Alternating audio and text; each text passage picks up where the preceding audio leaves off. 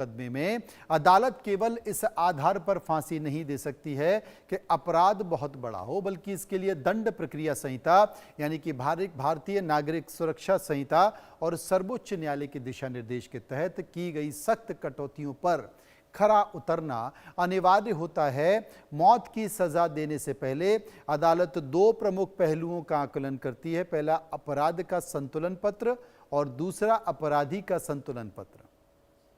अपराध के पक्ष में देखा जाता है कि क्या हत्या अत्यंत क्रूर, नृशंस, योजनाबद्ध या किसी मासूम महिला अथवा ऑन ड्यूटी सरकारी कर्मचारी के खिलाफ की गई थी। क्या अपराध का तरीका ऐसा था जिससे पीड़ित को तड़पा तड़पा कर मारा गया। दूसरी तरफ अपराधी के पक्ष में यह देखा जाता है कि क्या अपराधी की उम्र बहुत कम है और क्या उसकी कोई आपराधिक पृष्ठभूमि नहीं रही है, और सबसे महत्वपूर्ण बात कि क्या उसके सुधरने या पुनर्वास की कोई गुंजाइश बची है। जब अदालत साक्ष्यों के आधार पर इस निष्कर्ष पर पहुंचती है कि अपराधी के सुधरने की सभी संभावनाएं पूरी तरह से खत्म हो चुकी हैं और उसके लिए आजीवन कारावास की सजा भी नाकाफी है, तभी मृत्युदंड सुनाया जाता है। मुजफ्फरनगर के फैसलों में अदालत ने इसी कानूनी कसौटी को आधार बनाया। अदालत के लिए जो 1999 के एक मामले में 27 साल बाद फैसला सुनाते हुए लकड़ी व्यापारी के अपहरण और हत्या के दोषी को सजा दी गई, तो यह अदालत ने देखा कि 27 साल तक न्याय से भागने पर भी कोई पश्चाताप न दिखाने वाले अपराधी के लिए सिर्फ मौत की सजा ही न्याय संगत है।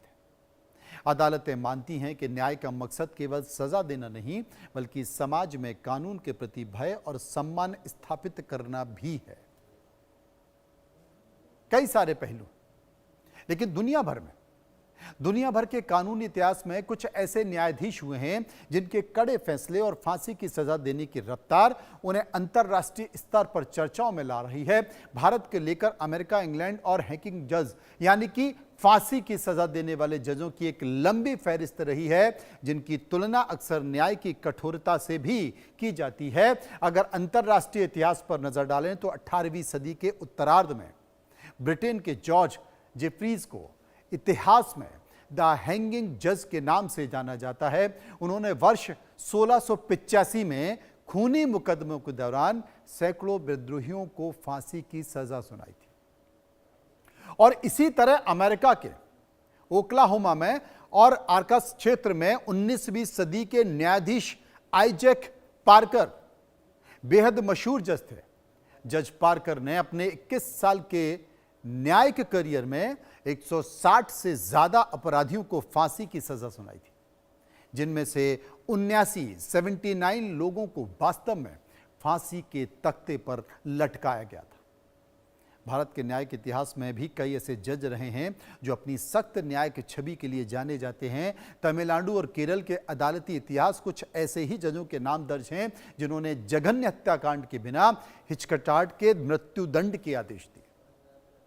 भारत में आतंकी घटनाओं जैसे 26/11 मुंबई हमले के दोषी अजमल कसाब को फांसी की सजा सुनाने वाले जज ML तहलियानी का फैसला भी काफी चर्चाओं में रहा था।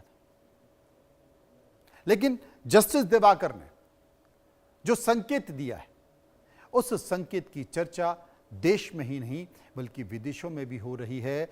और जो तमाम अदालतों में ऐसे प्रकरण जो सालों से धूल खा रहे हैं, उनमें कम से कम एक तेजी देखने को आई है। बाकी के केसों में भी, बाकी के देश की अदालतों में भी अगर इसी तरह की तेजी आए तो शायद देश की न्यायिक प्रक्रिया और बेहतर हो सके। हालांकि बहुत सारी अदालतों पर बोझ है, न्यायिक प्रक्रिया में बोझ है, समय का अभाव है, प्रकरण बढ़ते जा रहे हैं, लेकिन फिर भी न्याय तो जरूरी है ना, क्योंकि न्याय मिलना ही प्रकृति का सर्वोच्च न्याय है, जो एक इंसान के लिए बेहद जरूरी है। तो फिलहाल इतना ही। समझिए.com में बाकी की